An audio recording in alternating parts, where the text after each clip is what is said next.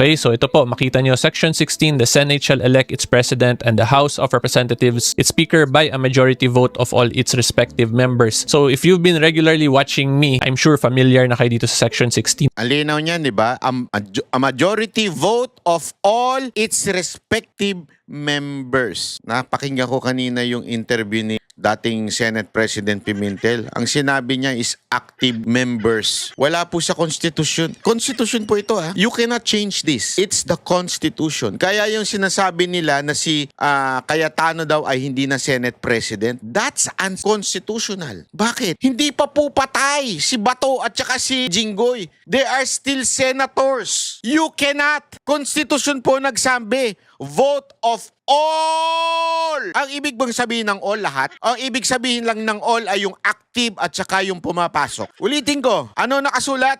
Majority vote of all its respective members. Hindi na po ba membro si Senator Jinggoy? Hindi na po ba membro si Bato sa Senado? Pinatalsik na po ba sila? Patay na po ba sila? Kasi kung patay na po sila, ang majority ng 24 ay hindi na 13. Kasi 22 na lang dahil patay na yung dalawa. So 22. Ang majority nun, 12. Ngayon, 12. Kaya napalitan yung Senate President. Paano nangyari yun?